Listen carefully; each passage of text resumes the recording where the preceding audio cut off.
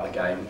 There are around 60 other new features, ranging from very small things through to things like pitch degradation, which is when you're playing a game and it's raining, the pitch will get worse during the match. And we even go as far as letting you go to your board and asking them to relay the pitch, so that if you like to play fast-flowing attacking football, you still can, but it might be very expensive. I'm going to boot up the game now. So we're getting up and running.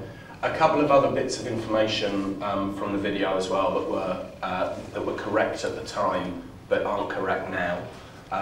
The game didn't have 22 weeks at #1 in the UK, it had 34 weeks at #1 in the UK. We dropped down the charts when we ran out of stock. The other thing is that in the video I said there were going to be 350,000 players and staff. There's actually close to 370,000 players and staff in the game. So massive thanks to our research team around the world for finding another 20,000 players in the last month of development. So here we have Football Manager 2009. I mentioned earlier that this is the first time anyone has seen this code. The main problem that we had when we released the demo is people with low-spec machines found that they couldn't get the game running at all. So what we've done is added some code in so that it will detect whether your machine is good enough to run the game properly. If it isn't, you'll still be able to play the game, but you'll only have the 2D match view. So everyone who was able to play the game last year should, in theory, be able to play the game this year. We have a deal with a company called Steam.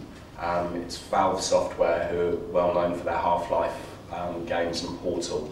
They have a digital distribution platform called Steam, and when you buy the game, or when you get given a copy of the game later in the week, you'll be able to register through Steam, and you will get any patches or updates that we do for the game automatically. If you decide to authenticate the game through the other system that we're using, you will still be able to get all the patches and updates, but you just download those manually from our website or any of the websites from any of the gaming journalists that are here in the room. So here's the game. I've decided to take on Braga just because I can pronounce their name much better than, and didn't want to offend anyone by being Sporting Lisbon or Benfica because of the rivalries there. So I've just been taken on as their manager. Let's go and have a look at the news. You'll notice straight away this is another new feature for this year. We now give histories for every single club in the game, and these are generated by the information that's been researched by our team. So whilst you might see similarities between them, these aren't just text news items that are there. These are actually generated by the game's engine.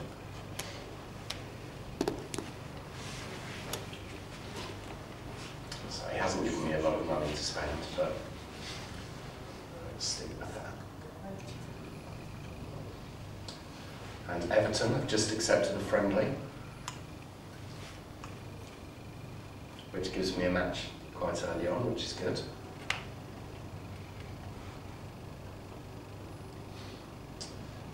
And no, I don't want to sell that. Well, maybe if the price is right, because I don't have a lot of money, I will do. There's a lot more information in the news items this year, which I mentioned briefly in the video. We've tried to make the game a lot more user-friendly for the person playing the game. So we've approached it that it's better to have more information in the news items than having it hidden away elsewhere.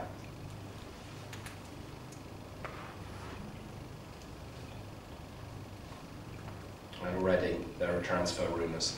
And you can see here with the transfer rumours, they are the kinds of things that you would see in newspapers and on internet sites. Because we've rewritten, excuse me, because we've rewritten the transfer system inside the game, it gives us a lot more flexibility. And one of the reasons for doing that is we've seen a lot more transfers this summer which are season-long loans with a view to people being bought at the end of that period. The old system, we kept adding and adding and adding and adding, and the code had become very inefficient. So rather than just adding more to it, we ripped it out, started again, and that's given us the possibility to have the transfer rumours in there. And here we have the first press conference. So obviously I'm delighted to have been given the chance to manage Braga. As I said, see, I can't even pronounce that, how bad's this? As I said earlier in the piece, the journalists do remember what you say. So if I was to say that I play really nice attacking football, which you'll ask me about in a minute, and my first 6 games are 0-0, 0-0 draws, the press will come back and say, you lied to us. We also have a little box here, which you can type in. Just say hello to my mum during a press conference. The game engine will pick up on certain words that you use. And I don't know how many of you heard the story about Newcastle's new manager, Joe Kinnear, in a press conference the other week where he swore consistently throughout it and there was negative press. Be careful what you type into that box, because again, you can curse. You can curse and it will tell you to stop if you do so. So there are various different messages that it will give you if it picks up on the word. Now, my Portuguese isn't very good, but I can make out that this basically says that I don't speak Portuguese. Is that going to be a problem? So it picks up on my characteristics as a manager. If you do start as a female manager, the press conferences will pick up on that as well.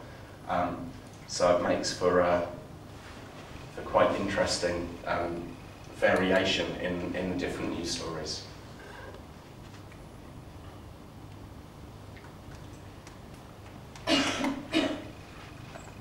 You'll also notice that there's an option to storm out of the press conference. It's very important, as I'm sure everyone in the room knows, that you keep journalists on the right side of you. If you say bad things to journalists, they're going to write bad things about you. So everything that you do inside the press conferences and your relationship with the journalist has an effect on the whole football universe. So if you say things in the press conference that you shouldn't have done, your players might get upset, your supporters might get upset, you're more likely to get sacked. But we want people to be able to be themselves. So some managers will be more controversial, like Mr. Mourinho, whereas other managers will be a lot more relaxed when they're talking to the press and probably have a more friendly relationship, but not necessarily have the respect of the press by being that way. So here I'm going to tell them I play attacking football. I get quite involved.